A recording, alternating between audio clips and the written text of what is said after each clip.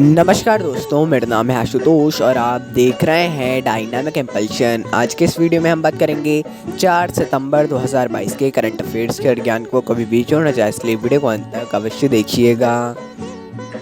सबसे पहला प्रश्न है, हाल ही में किसने कालिया योजना की शुरुआत की? Recently who started Kalia scheme? A Uttar Pradesh, B Punjab, C Odisha, D Uttarakhand. And the right answer is Odisha. तो हाल ही में ओडिशा सरकार के द्वारा कालिया योजना का शुभारंभ किया गया है और इसमें किसानों के लिए 869 करोड़ लगभग है, कुछ ऐसा वो नहीं है, अभी वितरण किया गया है, ट्रांसफ़र किया गया उनके बैंक अकाउंट में।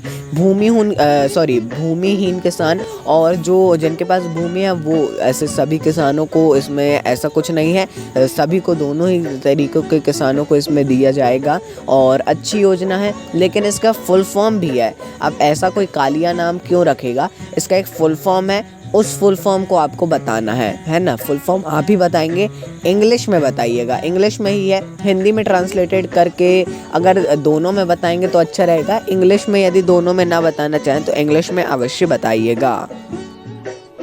अगला प्रश्न है, हाल ही में किस राज्य ने हफ्ते का एक दिन बैगलेस शुरू करने की घोषणा की? Which state has recently started introducing bagless one day of the week? A Rajasthan, B Madhya Pradesh, C Uttar Pradesh, D Bihar. And the right answer is Madhya Pradesh. तो हाल ही में मध्य प्रदेश ने अपने राज्य के विद्यालयों में सप्ताह के एक दिन बैगलेस दिवस की शुरुआत की है। इसका क्या मतलब है? मध्य प्रदेश सरकार अब अपने राज्य के जो विद्यालय के बच्चे हैं, एक सप्ताह में कोई भी दिन होगा, दिन की ऐसी कुछ स्पेशली घोषणा नहीं की है, उसमें एक दिन उनको बैग नहीं ले जाना पड़ेगा। इसमें शासकीय, अशासकीय और अनुदान प्राप्त स्कूल यानी कि सभी प्रकार के स्कूल शामिल हैं। अगला प्रश्न है, इस बार कौन यूएस पैसिफिक आइलैंड समिट की मेजबानी करेगा? Who will host the US Pacific Island Summit this time? A Norway, B Bharat, C Israel, D संयुक्त राज्य अमेरिका। एंड द राइट आंसर है संयुक्त राज्य अमेरिका। तो प्रशांत द्वीप के देशों के साथ पहली बार शिखर सम्मेलन की मेजबानी इस बार अमेरिका करने वाला है ना। इसे वॉशिंगटन डीसी में आयोजित किया जाएगा। एक ये इम्पोर्टेंट क्वेश्चन तो है, मतलब इंटरनेशनल देखा जाए तो इम्पोर्टेंट रहेगा, नेशनल में नहीं है, भारत की उतनी इसमें कुछ भूमिका नहीं है। अगला प्रश्न है, हाल ही में भारत ने किस देश को पीछे छोड़ 5वां सबसे बड़ी अर्थव्यवस्था वाला देश बना? Which country has recently overtaken India to become the country with the 5th largest economy? A. Canada, B. United kingdom, C. Israel, D. Japan. And the right answer is United kingdom. तो हाल ही में भारत ने United kingdom को पीछे छोड़ विश्व में 5वीं सबसे बड़ी अर्थव्यवस्था वाला देश बन गया है। बहुत ही ज़्यादा खुशी की बात है। अंतर्राष्ट्रीय मुद्रा कोष IMF के आंकड़ों के अनुसार भारत ने 2021 की अंतिम तिमाही में यूनाइटेड किंगडम को दुनिया की 5वीं सबसे बड़ी अर्थव्यवस्था के तौर पर पीछे छोड़ा है और अब अपन 5वीं सबसे बड़ी अर्थव्यवस्था है। शुभकामनाएं रहेंगी, एक दिन हम अवश्य इसमें शीर्ष स्थान पर आएंगे, यानी प्रथम स्थान पर आएंगे। अगला प्रश्न है, हाल ही में कहां पर नुआखाई महोत्सव मनाया गया? Where the Nuakhai festival celebrated recently? A Odisha, B Bihar, C Nagaland, D Arunachal प्रदेश।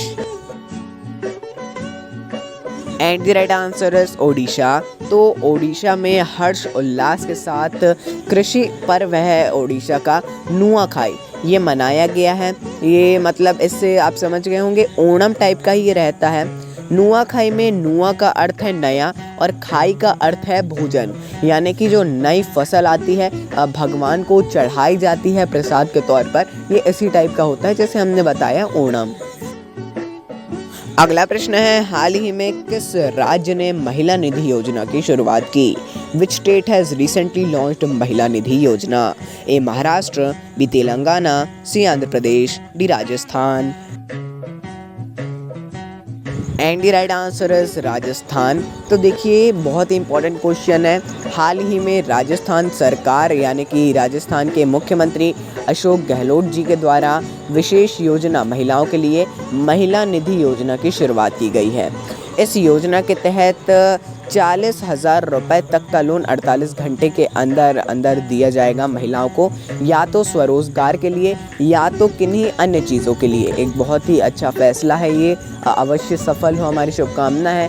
बस यही रहता है कि बोला तो जा रहा है 48 घंटे, लेकिन हो नहीं पाता है, फिर भी कुछ ना कुछ ऐसा समय लगता ही है। अब किसी की ऐसे अब गलती नहीं बता रहे हैं, आप सभी लोग अब समझदार हैं। बाकी हम ये नहीं बोल रहे हैं किसी भी राज्य को या किसी भी पार्टी को।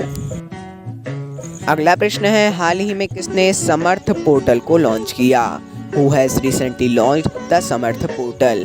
ए Punjab, B Maharashtra, C Bihar, D Uttarakhand. And the right answer is Uttarakhand.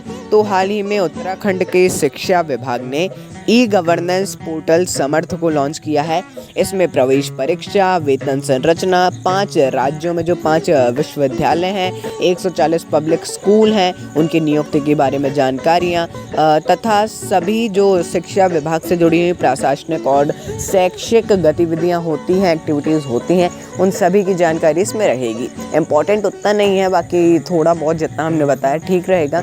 अगर उत्तराखंड के हैं तो अवश्य पढ़िएगा, या उसके उत्तराखंड के हैं तो पढ़ना तो बहुत इम्पॉर्टेंट है। और यदि नहीं है उत्तराखंड के और कुछ उसका मिलना जुलना भी नहीं है तो हाँ, फिर इसके बारे में ना भी पढ़ा जाए तो भी चलेगा। अगला प्रश्न है, सांस्कृतिक परिषद फोरम की स्थापना के लिए भारत ने किस देश के साथ समझौता किया? With which country did India sign an agreement to establish the Cultural Council Forum? A Bangladesh, B संयुक्त राज्य अमेरिका, सी संयुक्त अरब अमीरात, D Israel. And the right answer है संयुक्त अरब अमीरात। तो भारत और यूएई यानी कि यूनाइटेड अरब अमीरात यानी संयुक्त अरब अमीरात, इनको अपनी साझेदारी को गहरा करने के लिए एक सांस्कृतिक परिषद फोरम की स्थापना करेंगे दोनों। इसके लिए इन्होंने समझौता भी किया है। तो दोस्तों, जैसा आप जानते हैं ये था अंतिम प्रश्न। मिलते हैं अगली वीडियो में। नमस्कार। Dynamic impulsion.